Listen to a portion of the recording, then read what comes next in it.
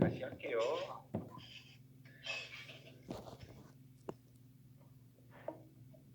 안 들려요?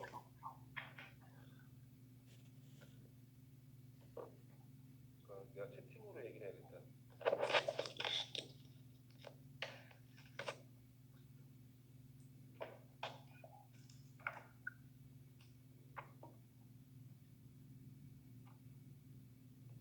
지금 안 들리니? 들려요. 들려요? 아씨, 왜 요가만 안 들리는 거야? 이상하네. 이게 근데 나보다 안 나와서 하는 것 같아요. 왜 그러?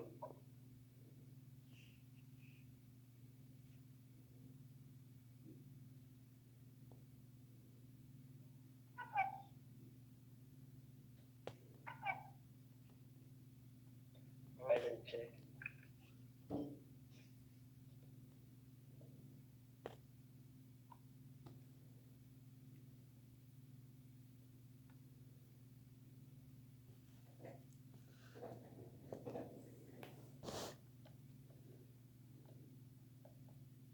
지금은 안 나와요? 참. 다시 또 나갔다 와 볼게요.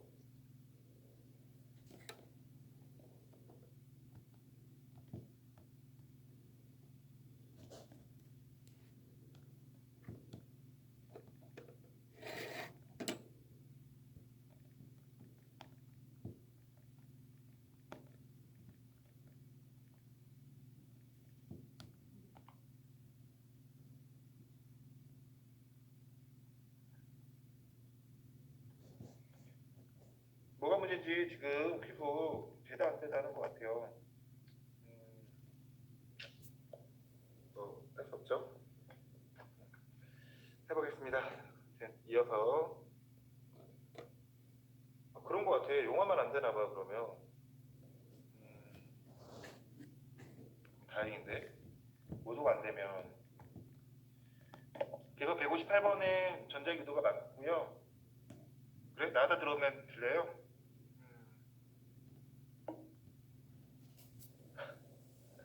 수업 안 듣는 거였어요?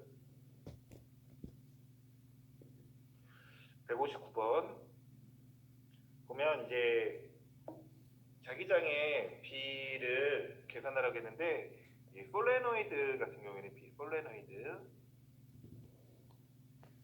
식이 이렇게 됩니다. 이제 NI 이렇게 돼요. 이거는 이제 B의 상수고요. 얘는 단위 길이당 가능수예요. 그러니까 얼마나 빼곡하게 감았냐라는 뜻이죠. 그리고 얘는 전류입니다. 솔레노이드는 특징이 그런가 보네요. 솔레노이드는 특징이 이제 내부에서 자기장이 일정하고 외부에서는 자기장이 거의 없고요. 그리고 이렇게 단위 길이랑 가면수에 비례한다. 간격에 상관이 없어요. 솔레노이드가 굵냐 또 가느냐 이런 거랑 상관없습니다. 어쨌건 이 식을 외워드리나 그렇진 않고요. 우리가 기억해야 될 거는 모든 자기장은 전부 다 전류 때문에 생기기 때문에 전류에 비례한다라고 생각을 하면 되겠습니다. 그러면 이 문제에서는 지금 솔레노이드가 이렇게 3개가 연결되어 있습니다.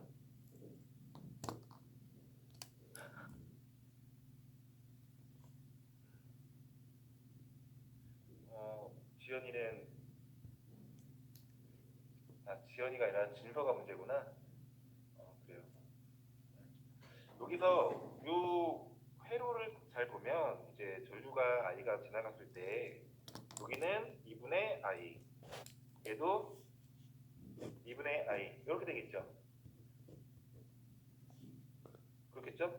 여기 이제 둘로 갈라지는데 얘네 둘이 B와 C가 똑같은 솔레노이드다 보니까 코일이 그러면 이렇게 갈라지겠죠. 따라서 만들어지는 자기장 얘네들을 A, B, C라고 한다면 만들어지는 자기장 B, A 대 B, B, B, C는 2 대 1 대 1 이렇게 되겠죠. 전류의 비를 구하라는 것과 똑같은 걸로 생각을 하면 되겠습니다. 답 3번입니다. 생각해도 뭐 어렵지 않은 그런 문항입니다. 다음 160번. 위에서 아래로 지금 자기장이 만들어지고 있어요. 그러면 먼저 그냥 상식적으로 생각을 해보면 되겠습니다. 제가 오른쪽으로 잡아당기게 되면 얘는 유도 전류가 생겨요. 근데 기억에 구리막대는 왼쪽으로 자기력을 받는다. 이건 당연히 이렇게 생각을 할 수밖에 없습니다. 왜냐면 만약에 내가 오른쪽으로 잡아당기고 있는데 얘가 힘을 오른쪽으로 받는다라고 한다면 내가 잡아당기는 것보다 더 빠르게 움직이겠죠. 이렇게 될 수는 없어요. 내가 오른쪽으로 잡아당기면 내가 오른쪽으로 해준 일이 전기 에너지로 바뀌는 겁니다.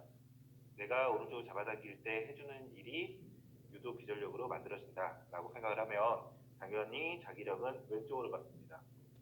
요거는 조금 이따 이제 해볼 수도 있겠는데 그냥 상식적으로 그냥 생각을 하면 되겠습니다.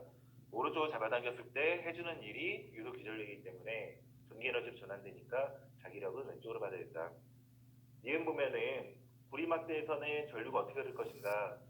여러분 전류는 앞에서 그 렌츠의 법칙하고 패러데이 유도 법칙을 생각해 보면 유도 기전력 V는 마이너스 N의 델타 T분의 델타 B파이였습니다. 자기력 선속이 위에서 아래로니까 이 저쪽 두 선 안에서는 아래에서 위로 만들어지도록 해야 되겠습니다. 지금 이런 형태죠. 그래서 막대기가 이렇게 있어요. 그러면 위에서 지금 자기장이 위에서 아래로 이렇게 만들어지고 있어요. 그러면 얘가 만드는 자기장은 아래에서 위로 만들어야 됩니다. 그러면 여기에서부터 여기까지 두 선을 보면 전류가 아래에서부터 위로 흘러야 왼쪽에서는 위로 나오는 방향, 여기서는 들어가는 방향으로 만들어질 거예요. 그렇죠? 잘 생각해봐요. 위에서 아래로 자기장이 만들어지고 있는데 지금 두 선이 이 막대기가 오른쪽으로 이동하면 통과하는 고리는 이 고리를 얘기합니다. 이렇게 네모난 고리. 이 고리를 통과하는 양이 증가하게 돼요. 그래서 간소하는 방향은 보라색처럼 위로 만들어져야 되고 그렇다면 유도 기전력은 오른손을 이렇게 돌렸을 경우에 왼쪽은 나오는 방향, 오른쪽은 들어가는 방향으로 만들어져야겠습니다. 따라서 전류의 방향은 B에서 A로 이렇게 흘러지게 되겠습니다. 여기가 B예요. 디귿 사각형 코일을 지난 자국은 증가한다. 맞는 거죠? 답 5번입니다. 160번 같은 경우에 여러분 중학교 때도 배웠던 아마 문제로도 있었던 걸 것 같아요. 고등학교에서 똑같이 나옵니다. 조금 더 복잡하게 나오긴 하는데 이 정도 가장 기본 문제가 되겠습니다. 161번 하나는 이제 고리가 있는데 하나는 끊어져 있고 하나는 끊어져 있지 않습니다. 그러면 어떻게 될 것인가? 그러면 가 같은 경우에는 자석이 떨어질 때 이 원형 고리 막대 금속고리에 유도 기전력이 만들어집니다. 이 유도 기전력이 거꾸로 자석이 떨어지지 못하도록 윗방향으로 자석을 만들어요. 자기장을. 그러면 얘는 천천히 떨어지게 됩니다. 그 결론은 이제 자석이 떨어지게 되면 가에서는 유도 기전력이 만들어지기도 하면서 거꾸로 자석이 천천히 떨어지게 됩니다. 자석이 갖고 있던 역학적 에너지가 전기 에너지로 바뀐 거죠. 나 같은 경우에는 지금 두 번이 끊어져 있어요. 그래서 끊어진 두 번에서는 전류가 흐를 수 없죠. 그래서 유도 기전력이 생길 수 없습니다.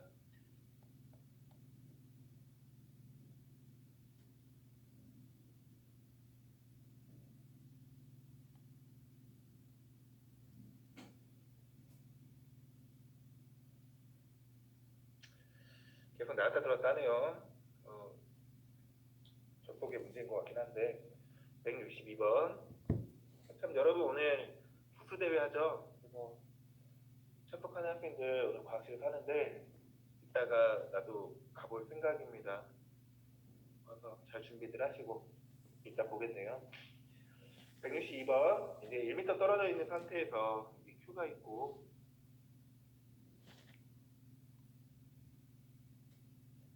여기 Q 프라임 이렇게 있는데 얘네 둘이 1m 떨어져 있답니다. 이때 전기력이 F래요. F는 K는 거리 1의 제곱에다가 Q 그 프라임 이렇게 쓰면 되겠습니다. 쿨럼 법칙이에요. 근데 이번에는 전화에 각각 2배로 증가하고 거리가 2m가 됐대요. 그러면 거리가 Q가 있고요. Q 프라임 있는데 각각 2배로 커졌다고 했으니까 얘도 2Q, 얘는 2Q 프라임. 거리는 2m. 그러면 새로운 F 프라임은 K에다가 거리 2의 제곱 2Q, 2Q 프라임. 얘는 K의 1제곱에 Q 프라임과 똑같죠? 앞에 이게 F였으니까 이렇게 되겠습니다.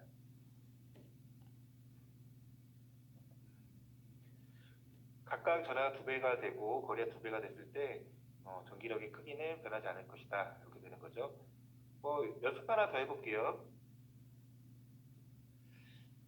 거리는 2배가 됐는데 거리는 이렇게 2배가 됐는데 전화량은 3배가 됐어요. 이런 경우에는 어떻게 될까? 이때는 F2 프라임이라고 하겠습니다. K의 거리 2의 제곱에 9 Q 프라임이죠. 그럼 얘는 밖으로 빼면 4분의 9의 K의 L제곱 2제곱 Q 프라임 이렇게 돼요. 이만큼이 아까 뭐였죠? F였죠? 따라서 F2 프라임은 4분의 9 F 이렇게 되겠습니다. 그러면 실제로 문제로는 이렇게 바꿔서 문제로 나올 수 있겠죠? 전혀 어렵진 않아요. 각각 원래 식을 그대로 써주고 알로 놔주건 1m건 뭐 거리로 쓰든 상관없습니다. 새로운 것들도 그대로 쓰고요. 앞에 있는 함수들을 밖으로 다 빼요. 빼고 나머지를 그대로 원래 F로 놓습니다. 그러면 이런 식이 만들어집니다. 그러면 이렇게 논리적으로 푸는 연습도 할 필요가 있어요. 서술형 같은 경우에는 원래 또 이런 식으로 써야 되는 게 맞죠. 노출도 없고. 그렇지만 이렇게 서술형 시험 문제 내면 좀 어려움이 있죠. 답안 작성할 때. 그래서 내고 있진 않은데 풀 수는 있어야겠습니다. 163번 문제. 두 번에 이제 전류가 이렇게 흘러요. 그러면 얘가 만든 자기장은 왼쪽은 나오는 방향, 오른쪽은 들어가는 방향입니다. 자, 두 번에 하나 더 있어요. 얘가 만드는 자기장은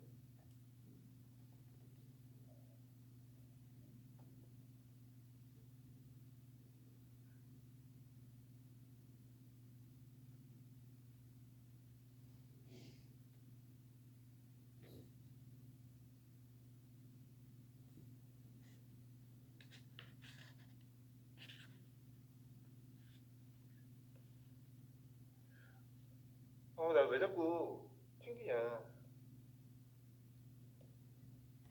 지금은 내가 튕기고 있어요. 여기 왜 소리가 나 이러면 나 탑에 퇴사하겠지?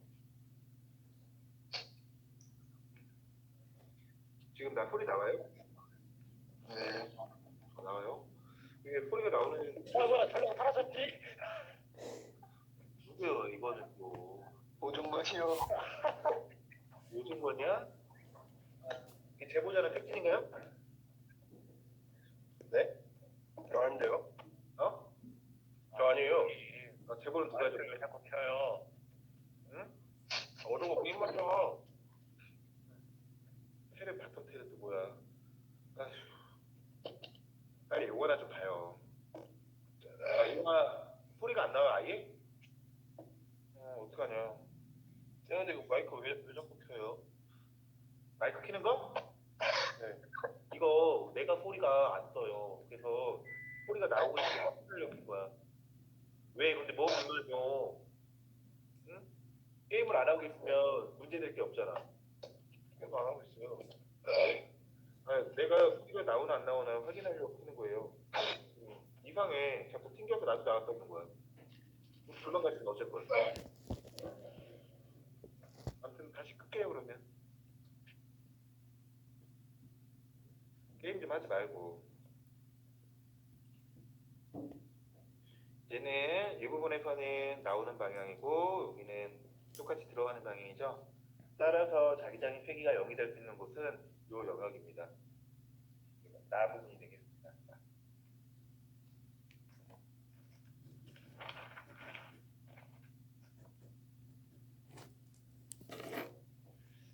아 근데 용어는 소리가 안 나면 어떡하냐. 그래서 164번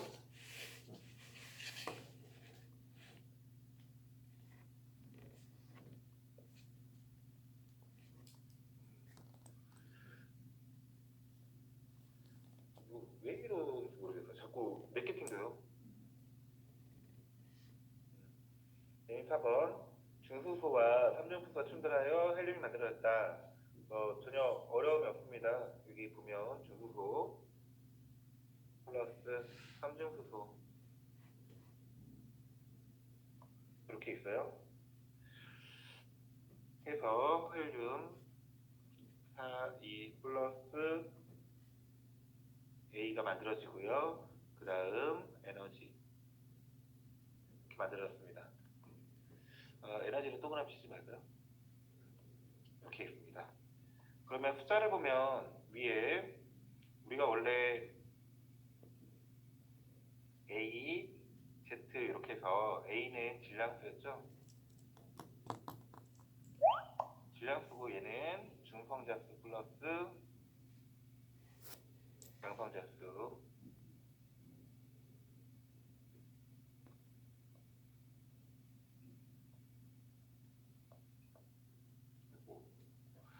이거 뭔가 문제가 있네. 그거 잘 됐었는데 Z는 원자 번호고요. 얘는 양성자수입니다. 그렇죠? 예를 들어 해보면 양성자 같은 경우는 1이 되는 거고 중성자는 1, 0 이렇게 되는 거고 전자는 0, 마이너스 1 이렇게 헬륨은 4에 2 이렇게 되는 거죠. 이것도 여러분 기억을 해뒀으면 좋겠습니다. 그 왼쪽에 얘네들 이렇게 세 개도 첫 번째 양성자 없애야겠네요.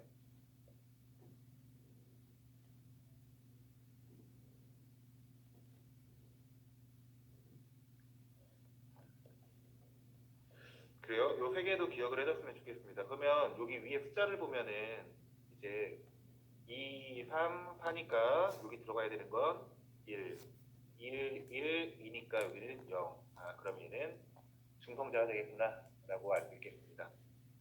니은 이 반응은 핵융합이다. 핵이 더 커졌죠. 헬륨 원자력이 더 크니까요. 이 질량수는 핵의 크기라고 볼 수 있죠. 그렇죠? 핵이 양성자, 중성자로 이루어져 있으니까 질량수가 핵의 크기라고 볼 수 있고 핵이 더 커졌습니다. 핵융합 반응이고요. 헬륨의 질량은 얼마인가? 그러면 왼쪽의 질량과 오른쪽의 질량이 똑같아야 돼요. 그러면 아래 빨간색으로 그냥 써보겠습니다. 얘가 M1, M2 그리고 얘가 M3입니다. 그러면 질량은 M1 더하기 M2는 헬륨 플러스 M3 플러스 에너지 이렇게 되는 거죠. 얘를 넘겨주면 헬륨의 에너지는 질량 또는 에너지는 넘겨면 M1 플러스 M2 빼기 M3 마이너스 에너지 이렇게 되겠습니다. 그래서 이 에너지만큼 줘야 되니까 헬륨의 질량은 얘보다 작습니다. 이만큼 에너지만큼 더 작아요. 여기서 또 조심해야 될 게 이런 애들을 질량수라고 하는데 질량수는 보존이 되고 질량은 보존이 되지 않는다. 이것도 기억해둬야겠습니다.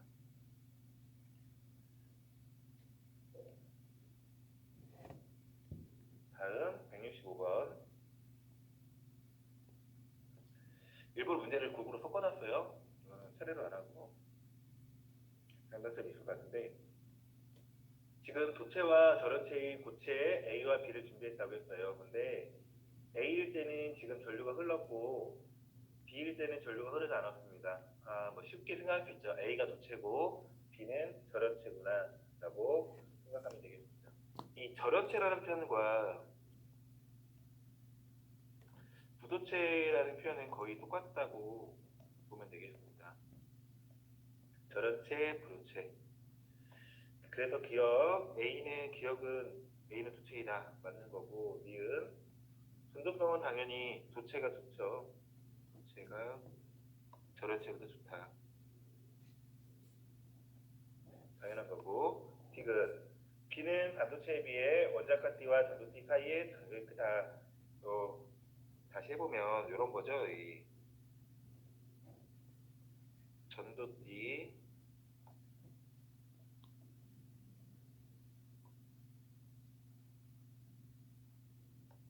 원래 아래 있는 게 원자가 D죠? 전도 D 이런 애가 도체. 반도체는 원자가 D, 전도 D. 반도체. 부도체는 전도 D, 원자가 D. 그래서 요 사이를 D틈이라고 하고요.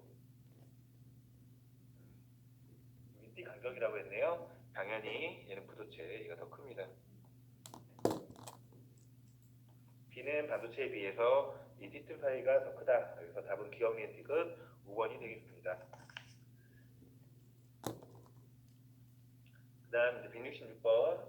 문항이 조금 난이도가 있는데 요거까지만 하고 마치겠습니다. 여기서는 이제 뭐 방향은 크게 상관이 없는 것 같아요. 문제에서. 근데 지금 T1일 때 전류가 I가 흐르고 T2일 때는 전류가 EI가 흐릅니다. T1일 때 전류 I, T2일 때는 전류 EI 이렇게 흐르고 있어요. 기억부터 보면 T1일 때 나침판의 중심에서 직선도선에 흐르는 전류의 대기적인 방향은 어딘가? 이건 이렇게 생각할 수 있어요. 나침판에 원래 이렇게 보면 북쪽을 가리킵니다. 북쪽을 가리키는데 얘가 지금 나침판이 북서쪽을 가리키고 있대요. 이거 서쪽이죠. 북쪽이고 북서쪽을 가리키고 있습니다. 나침판이. 여기 S 북서쪽을 가리키고 있어요. 그러면 왜 그런가? 라고 하면 얘를 이렇게 표현할 수 있죠. 하나는 이렇게 지구자기장 그리고 왼쪽으로 전류에 의한 자기장 이 두 가지가 합해져서 이 대각선으로 힘을 작용하고 있습니다. 원래 이제 전류가 없을 때는 지구의 자기장 때문에 항상 북쪽을 가리켰는데 전류의 자기장과 합해져 갖고 제가 저렇게 됩니다. 따라서 전류의 자기장의 방향은 서쪽이다. 그래서 기억은 맞아요. 사실 뭐 그러면 전류의 자기장이 서쪽이 아니라 뭐 북서쪽일 수도 있고 그렇지 않냐라고 생각할 수 있는데 요 그림을 잘 보면 나침판이 처음에 북쪽에 맞춰져 있어요. 그렇기 때문에 얘는 서쪽으로 하는 게 맞습니다. 좀 생각해 보면 될 것 같아요. 혹시 여기까지 생각하는 사람이 있다면 니은의 직류 전원 상태 단자는 어디인가 라고 되어 있는데 A 부분은 플러스 극이 돼야 돼요. 왜냐면 지금 두 선이 이렇게 있고 이 아래 나침판이 있어요. 이 나침판에서 자기장이 이 방향으로 만들어져야 되죠. 그러니까 아래선은 이렇게, 위에서는 이렇게, B 아래 이렇게 만들어져야 돼요. 그렇다면 여기서 전류가 흐르는 방향은 이렇게 돼야 되죠. 이게 전류 방향. 그래야지 오른손으로 돌렸을 때 이 도선의 아래 부분에서는 왼쪽으로, 윗부분에서는 오른쪽으로 이렇게 만들어집니다. 따라서 남쪽에서 북쪽으로 전류가 흐르려면 단자 A 부분은 플러스 극이 되겠죠. 지금 자침의 N극이 북쪽과 이루는 각은 이제 전류가 많이 흐르면 자기장이 더 세질 테니까 더 많이 커질 겁니다. 지금도 맞습니다. 이 문제까지 끝나는데 한 가지 추가적으로 여러분 얘의 각도를 통해서 알 수 있습니다. 예를 들어서 나침판이 이렇게 만들어졌어요. 나침반의 각도가 나침반이 북쪽과 이루는 각도가 30도다라고 해볼게요. 요 각도가 30도라는 거죠. 30도. 나침반이 북쪽과 이루는 각도가 30도일 때 전류에 의한 자기장을 계산할 수가 있습니다. 어떻게 할까요? 이 식을 관계를 이용하는 거죠. 이 부분이 얘와 얘가 이렇게 있다라고 했을 때 이 부분이 30도예요. 그렇다면 B지구와 B전류는 어떤 관계에 있다? 이렇게 있죠. B전류에다가 루트 3배를 해주면 B지구가 되겠죠. 거꾸로 지구 자기장은 우리가 일반적으로 계산이 되어져 있기 때문에 B전류 자기장은 루트 3분의 1 B지구 이런 식으로 해서 계산할 수 있습니다. 만약에 얘가 45도를 이루고 있다 그러면 둘이 똑같은 거죠. 그렇게 해서 사실 지구 자기장을 거꾸로도 계산을 할 수가 있습니다. 예를 들어서 이제 얘를 전류 조정을 하면서 얘를 딱 45도를 만들어요. 그렇다면은 그때 자기장의 크기는 측정을 하고요. 계산을 한다든지 그런 다음에 지구 자기장의 크기를 역으로 계산할 수도 있습니다. 이렇게.